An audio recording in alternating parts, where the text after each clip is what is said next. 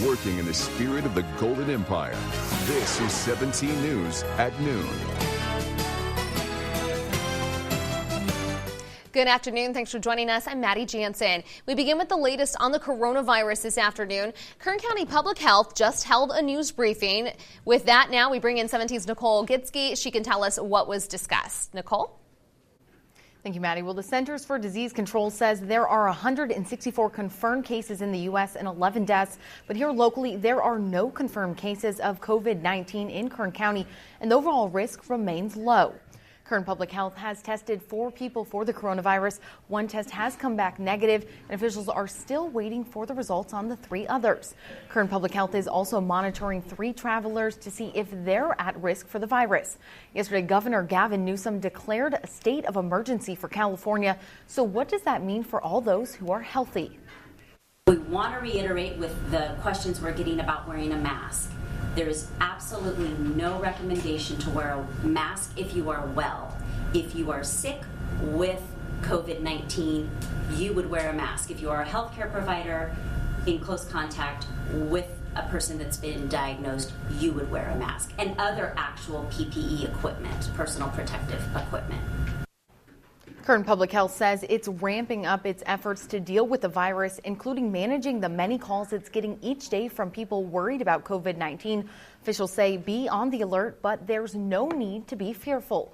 KPH says there's no reason to cancel local events and no need to rush out and stock up on supplies and masks. Just be prepared in case it becomes more prevalent.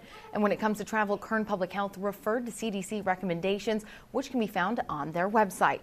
KPH also says it's expanding testing measures to include Kern County, anticipating more testing in the coming days and weeks. They say this is a good thing to help identify and isolate problem cases or possible cases.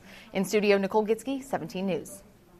Thank you, Nicole. And about 45 minutes ago, the Senate passed a multi-billion-dollar spending package to combat the spread of the deadly coronavirus. The $8.3 billion emergency funding plan includes more than $3 billion in vaccine research and $2.2 billion in prevention and preparedness efforts. The bill will now head to the White House, where President Donald Trump is expected to sign it. Yesterday, Governor Gavin Newsom declared a state of emergency due to coronavirus. There are currently 53 confirmed cases of the virus in California, and 11 people have died so far in the U.S. And now to the latest on a mass shooting at a family gathering in Tulare last night. Tulare police say family and friends were gathered at a home on Tulare Avenue for a celebration of life for a family member who'd just been laid to rest. Around 10 o'clock, police say a lone gunman ran up to the crowd and opened fire. 6 people were wounded, including a 7-year-old girl who was shot several times. Police say she is stable in the hospital right now. A 23-year-old man later died in the hospital. The shooter ran off. Officers say they do not have a good description, and police are now trying to figure out why the gunman opened fire. Today, you have the chance to learn more about what California's high-speed rail project might look like in Bakersfield. Here's a look at video of a project proposal showing where the train would pass through Kern County. Officials plan to talk about the project at a meeting tonight. The High-Speed Rail Authority recently released a new report on the route running from Bakersfield to Palmdale. It would go through Kern County and LA County and connect them by a series of elevated underground and surface level tracks through Edison, Tehachapi, Rosamond, and Lancaster. The report also shows an alternate route as well as an analysis of the impact it could have on these local communities. Still lacking, however, is a funding commitment that would pay for this section. Tonight's meeting will start at 5:30, last until 7:30 at Edison Middle School. A new flight out of Meadowsfield could be coming soon. The new nonstop flight would be from Bakersfield to Seattle. County officials say they're working on a proposal for service, and the plan is still in the early stages. Meadowsfield already has 4 direct flights out of Bakersfield to Phoenix, San Francisco, Denver, and Dallas-Fort Worth. You may remember last year the airport introduced 2 new direct flights from Bakersfield to Texas. Officials say since then there's been a 20% increase in passengers at Meadowsfield. If you want to book your tickets, though, to Seattle, you're going to have to wait. County officials say they're meeting with potential airlines in June. We'll continue to watch this story for you and bring you updates as soon as they come in. 17 Court Watch now. A woman convicted of killing her 3-month-old daughter was sentenced to 25 years in prison. Vanessa Wolf was found guilty of second-degree murder in November. Her baby was found dead in an apartment on L Street in October 2014. Investigators say the baby had 16 rib fractures and was severely malnourished when she died. Wolf Wolf's sentencing had been delayed twice before. This morning, a judge sentenced her to 25 years to life in prison. Election news now. Senator Elizabeth Warren announced this morning she's suspending her campaign for president. Warren said she would not be making an endorsement of another candidate right away, though. The expected move comes after Warren suffered a dismal Super Tuesday performance in which she did not win a single state. All right, let's check in with Kevin now. Have a look outside. Another gorgeous afternoon. Yeah, we've got a few high clouds, but that's about it. And warming up out there as well. I was out there not long ago, and we are looking at a toasty afternoon and the 80s. You know, we really need the rain as we go throughout the next few days. We are going to be tracking a storm that could bring us a rain, but in the short term, you can see we are under the clear skies. And our drought monitor was updated today, and because of the lack of rain that we saw early on in the start of the year and now heading into March, we are under a moderate drought now for all of our valley locations and up into the Kern River Valley, so the rain is muchly needed. 77 in Bakersfield right now under a calm wind. We'll look for just a light breeze today. You can see these temperatures will rise into the 80s, slipping back into the 60s as we go throughout this evening. Mid-60s right now out of Tehachapi. We have a light wind out of the southeast at 15. And as we take a look at the day, the temperatures will rise into the upper 60s, slipping back into the 40s as we progress into tonight. We are tracking rain, but when will it arrive? We've got the details on that coming your way in just a few minutes. Maddie? Thanks so much, Kev. Bakersfield police are looking for a man missing since Tuesday. Here's a picture of Philip Mojica. He was last seen at his home on Priscilla Lane. He's 64 years old and was last seen wearing a blue shirt and black pants. Officers believe he has a cane with him. He's considered at risk due to certain medical conditions. And a silver alert's been issued for a man reported missing out of Ventura County. This is a picture of 84-year-old Cesar Mendoza. He was last seen Sunday in Ojai. The CHP says Mendoza may be driving a white Toyota Corolla with the license plate 6UOG932. If you see him, call 911. Startling new numbers are coming in for a certain type of cancer, why some doctors want to lower the screening age. Your 17 Health Watch is next. Plus, the search continues for victims in that massive tornado that touched down in Tennessee. How first responders and neighbors alike are helping in the recovery effort. Welcome back. Making news around the nation. The death toll from Tuesday's tornado in Tennessee is at least 24, but search teams are still looking for victims, and the number of people who are missing is down. An enormous EF4 tornado touched down in Putnam County, packing winds of 175 miles an hour, leaving a debris field 20 football fields wide. As NBC's Sam Brock reports, survivors are trying to help each other recover. In Middle Tennessee this morning, historic damage. Devastation caused by a monstrous tornado as far as the eye can see. Went right over us and everything just went off, blew up, it was gone. And that was all that's left is a half a wall and the door to the bathroom. We're now hearing the first frantic 911 calls from when the twister tore through. Every house out here is tore apart. The tornado destroyed my house and my parents are trapped. It's the kind of storm capable of flinging a pickup truck into a pool. We're still breathing, you know. There's people out there that lost loved ones, and it's a worse situation than we are. With their neighbors hurting, people pitching in to help. What's that been like? How many people have come out to volunteer? Oh, over hundreds. It looked like there was 1,000 people up there. It's amazing to see how many people. It's crazy. In battered Putnam County, 90% of the massive debris field has now been cleared by search and rescue teams looking for the missing. We have made some great progress today. We have decreased the number of unaccounted persons to 3. Still, more of the tornado's victims were identified. Among the dead, at least 4 children under the age of 10. The death toll could have been even higher. First responder Andrew Farner summoned his neighbors and helped a half-dozen people escape with their lives in Cookeville, including his own in-laws. Hours later, he was back at it volunteering. Our emergency responders, I'm telling you what, that night was amazing. When they got here, it was like angels coming. I mean, those are my people. You're an angel too. I'm a member of this subdivision, and this is how we roll. And on the ground level here, the breadth of the damage is hard to even describe. Somewhere between 125 and 200 homes just in Putnam County are either destroyed or substantially damaged. There are gas pumps that have been ripped up. I'm standing on what used to be a gas station. And down the road right here, we saw a gentleman walking around with headgear on, listening to try to find the nearest water break, which is somewhere in this area. The damage both above and below ground, meaning that a rebuild is going to take months to really get moving. In Cookeville, Tennessee, Sam Brock, NBC News. All right, bringing it back here at home and checking out our own forecast. Another beautiful day. A change is in the forecast eventually, though, right, Kev? Eventually, at least we hope, and everything is coming together to look that way. But for today, a few high clouds around the area, but that's about all we're going to see. And we're warming up nicely out there into the 70s. And we take you out to Wasco, and we've got a few high clouds, 74 degrees, mostly sunny there. Beautiful day up near Frazier Park. They're in the 60s right now. And Golden Hills, mostly sunny, and 64 out of Tehachapi. Right now, Bakersfield sits at 77 degrees under a calm wind overnight. We were at 50 degrees, slightly above the normal of 46. Normal high today, 67. Your sunset tonight will be at 5:56. Here's a look at other temperatures, and we are in the 70s, even some lower 80s now into the valley. And then for the mountains, 60s, 66 in Tehachapi, 68 out in Mojave. And take a look at the satellite and radar. We do have a little bit of cloud cover along the coastal areas, but inland areas are remaining clear, other than a few high clouds. Temperatures today, nice and warm, 69 in Sacramento, 82 in Fresno, 70 south and to the east of us. Vegas today, 71. Phoenix will be right near 84. The beaches, as I mentioned, a little bit of cloud cover today and the lower 60s, 61 degrees this afternoon.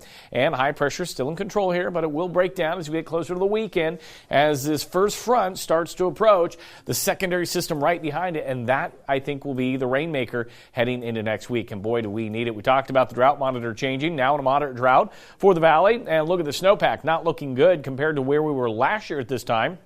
The northern Sierra, we're at 152% of normal. The central at 155% and 145% in the southern Sierra. And right now we're in the 30-40 percentiles. So down big time from where we were last year at this time.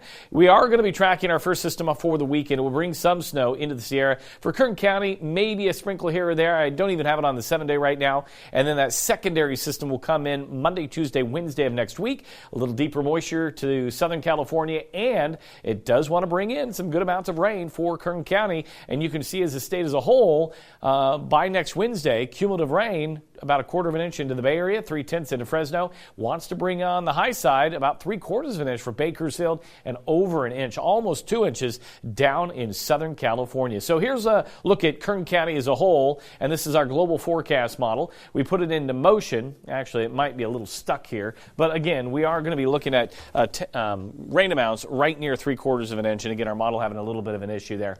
As we take a look, maybe the weather computer doesn't want to operate at all. It doesn't like what I have to say. There we go. Maybe. Let's go back one more. There you go. Give you a better idea. You know, it's very important. We've been wanting the rain, and this is cumulative through next Wednesday, and you can see some good amounts if it all holds true to the forecast. All right, let's talk about today, and we're looking at a lot of sunshine. 84 in Bakersfield, along with Delano, McFarland, 81 in Taft, and then for the mountains in the Kern River Valley, mostly sunny today. 69 in Frazier Park, right near 70 in Tehachapi. I know Maddie will be heading home and enjoying that weather. 77 Lake Isabella, along with Kernville, and then for the desert, we're looking at 76 in Mojave. Take a look at that extended forecast. And you can see here, change on the way next week. I have 1/4 to 1/2 inch of rain Monday, Tuesday, Wednesday for us. 80s through tomorrow. For the mountains, also change on the way. We're out of the 60s and back into the 50s by the weekend with some cloud cover and then the better shot of rain next Monday, Tuesday, Wednesday. And that'll be the same for the Kern River Valley, holding on to the 70s, though, through tomorrow. Those 60s will return by the early part of next week. All right. Well, looking forward to that rain. Yeah. Thanks so much, Kev.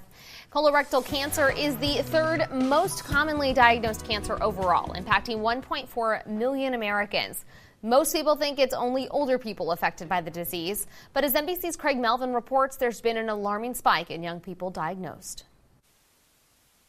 Alarming new findings. Every day, 49 new cases of colorectal cancer will be diagnosed in people under the age of 50.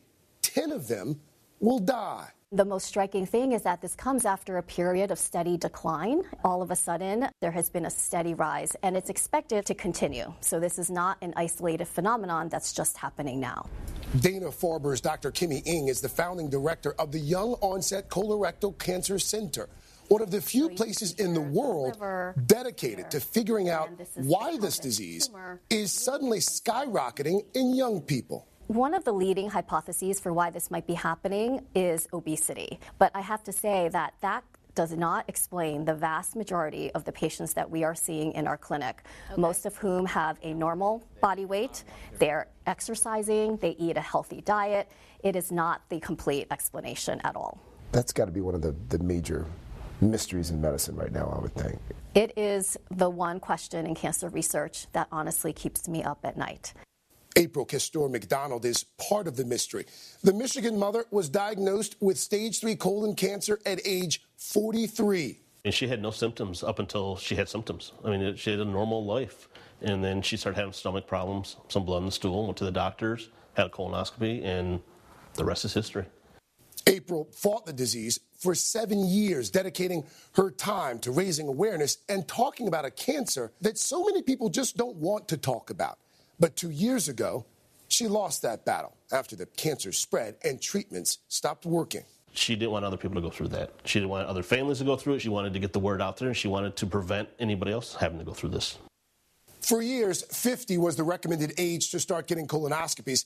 But in response to these grim statistics, the American Cancer Society lowered its screening guidelines to start at age 45. If we move the screening age to 45, are you fairly convinced that lives would be saved? I do think we would catch more young onset colorectal cancers at an earlier stage. A new study found that screening at age 45 could identify 30,000 cases of cancer. 11,000 deaths could be prevented. But most insurance companies still won't cover the cost of screening before age 50, and patients are being forced to pay out of pocket. The U.S. Preventive Services Task Force, which sets guidelines followed by most insurance companies, says there isn't enough evidence to lower the screening age. What would have happened had you waited until you were 50 to get that colonoscopy? I don't know if I'd be sitting here talking to you. Diagnosed with stage 3 colorectal cancer at age 49, Jim Nowen's doctors found a tumor the size of a baseball. He now wonders if he was screened just 4 years earlier, would his prognosis be different? Would it have been stage 2 instead of 3? Would it have been stage 1? Would it have just been a polyp that was caught in the screening and zapped, never gave another thought to? Now, age 53, the Massachusetts father is hoping that his story helps shape policy that he believes could save lives. It's too late to, change the start of my battle, but we can certainly change the start of other people's. We're seeing positive progress, right? And the research is changing every day. I think that the work they're doing here will have a very positive effect on people like me. NBC's Craig Melvin reporting. Another wild day on Wall Street. We'll take a look at what's sending stocks spiraling yet again. KGET Business Watch is brought to you by Grapevine MSP Technology Services, the Valley's leading IT service provider. Welcome back. Business Watch now. Stocks are plunging yet again today, erasing the gains from yesterday as markets remain highly volatile in the face of the fast-spreading coronavirus. The Dow Industrial Jones is down 1,099 points right now in trading. The S&P 500 down 329 points. The NASDAQ Composite down 123. Fears about the coronavirus disrupting the global economy continue to grip Wall Street as countries around the world extend quarantines and travel restrictions. Checking out oil prices as they're also dropping. West Texas Intermediate selling for $45.81 a barrel this afternoon, and Midway Sunset started the day just above $46 a barrel.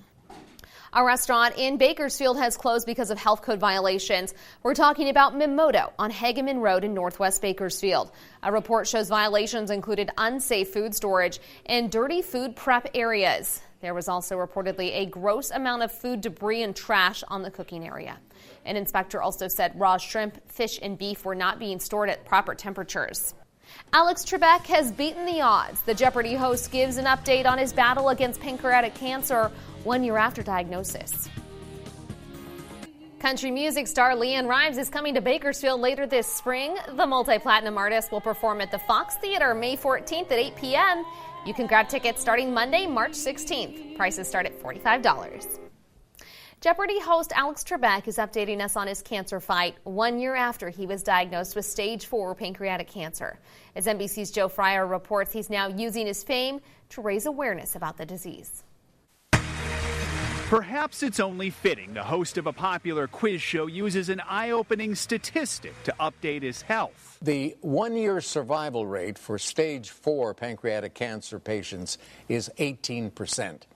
I'm very happy to report I have just reached that marker. On Wednesday, Jeopardy's longtime host Alex Trebek posted a video speaking candidly about his battle with cancer. There were some good days, but a lot of not so good days. I joked with friends that the cancer won't kill me, the chemo treatments will.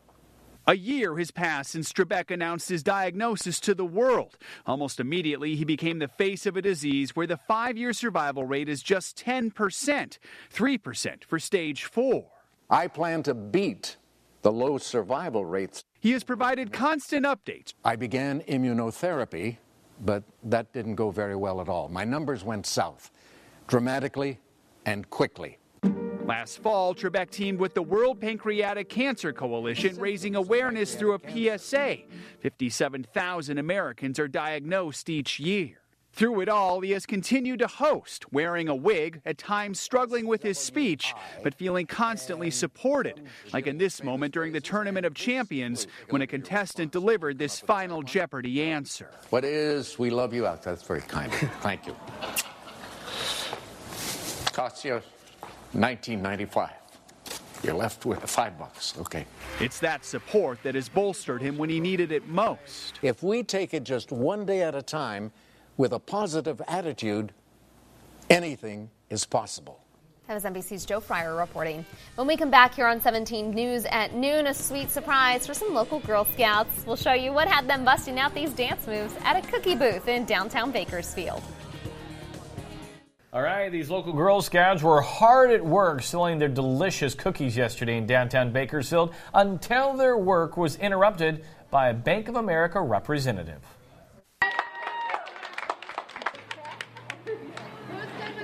The representatives presented these hardworking girls with a $1,000 check, buying out their entire cookie booth. We helped them move up just a little bit on their goals, and it was just a fun experience to come out and support the girls this way. Their faces just lit up. They were like, The Donor Cookie Buyout Program is a new initiative open to local businesses to allow them to support these young female entrepreneurs and help fund programs for local girls. You can go to girlscoutsccs.com for more information. They do work really hard out there. Those girls are hard at work this cookie season. All right, thanks for joining us here for noon. We'll see you back tonight at 5 and 6. 17 News, your local news leader, continues 24 hours a day on KGET.com and our 17 News app. In the spirit of the Golden Empire, 17 News.